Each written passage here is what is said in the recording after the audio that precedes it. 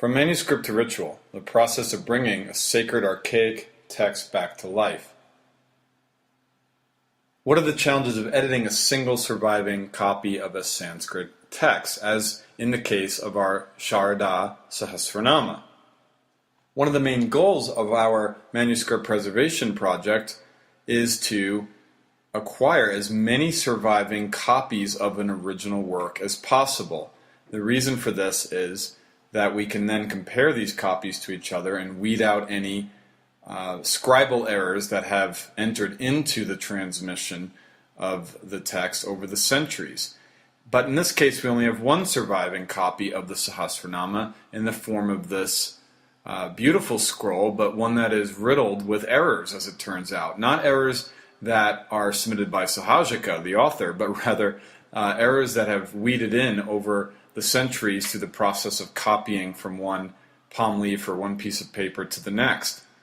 And so we're forced to go very painstakingly through the manuscript to find these errors, to correct them, and to render this sacred ritual in its most pristine format, in a format that is closest to the original that Sri Sahajika gave to us. Now what we see in this slide is the first 20 to 25 lines of the scroll, and already we can see challenges in the form of perforations, crossed out lines, and so forth and so on. And those are just the errors or the challenges that we see. Of course, also there's misspelling, there is unmetrical verses, that is to say, verses that are rendered by the scribe out of the meter of Trishtub, which is the dominant meter of this scroll. So the scribe, perhaps in those cases, copies the wrong line, or he copies from the wrong text, and we have to correct that. We have to amend the verse, and all corrections and emendations are noted in the footnote, so they're not final. Other scholars can come along and choose whichever variant seems to fit. So in this case, in the very beginning of our scroll, when we look at the first 16 transcribed and numbered lines in this transliteration that we see here, which correlates to the previous image, the words in blue font demonstrate obvious copying errors extant in this sole surviving copy of our text that have been corrected.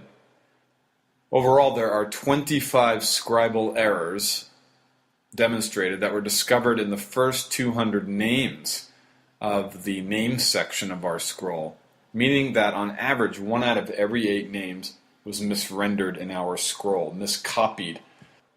How are we to overcome this? And this is really the key challenge. There are a set of challenges of rendering this Sharada Sahasranama scroll from manuscript into a transcribed edition for ritual, for puja, for homa, for worship, and also into translation. So to summarize, the challenges are to correct copying errors and text manipulations of scribes, which is further compromised by the necessity of creating an edition out of a single surviving manuscript, as in our case. This is somewhat alleviated by the electronic search system known as BBEdit, in which we can take a phrase or even a word from a section of our scroll that we're not certain about, that we think may contain errors, and search for it in this system. And by that I mean we could search through similar Sahasranamas that are typed in on the computer, or texts that give similar rituals. And in this case, we may get a hit that yes, indeed, we could show evidence here that the strange wording of the scribe or the phrase that he's copied, which seems unrecognizable, is in fact an error. So this helps to some degree. But overall, it's a tedious, painstaking process, as again demonstrated by the fact that in our text alone, 1 out of every 8 of the 1,000 names of Sharada, or at least the first 200 names on average, is rendered in error. So that is a huge percent.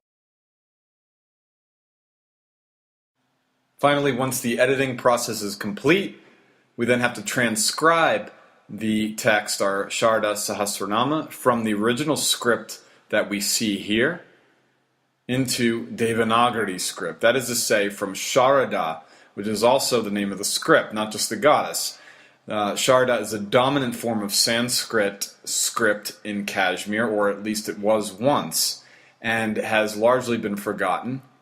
And in order for this ritual to be performed, to be read by the priests throughout India, throughout the temple communities of Sharda, it has to be rendered into Devanagari.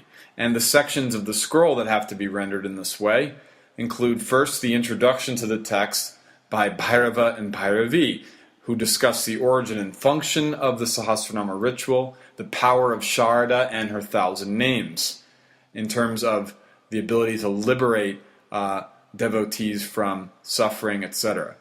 Second, we have the preliminary rites that have to be performed. This has to be rendered very carefully into Devanagari because the preliminary rites empower the officiant, the priest, but also the head acharya, the Jagat Guru, to take on the power of the mother in order to properly perform this ritual. Third, the section rendering the 1,000 names.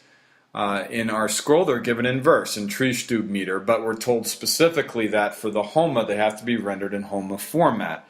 So, for instance, if we take, for example, the name Sharda, rendered as it is in the scroll, we have to then put it in proper Homa format in the fourth case, Om Sharadayai Swaha, etc.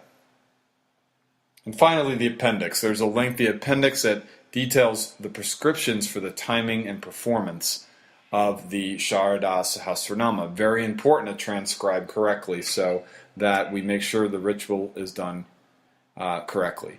So though a painstaking process, it is critical that the editing and transcription work is done accurately as possible, that we can render the sacred 1,000 names of Sri Sharada as close to, if not exactly as, Sri Sahajika received this sacred transmission so many centuries ago. Now that it is being revived, the work at this stage is critical.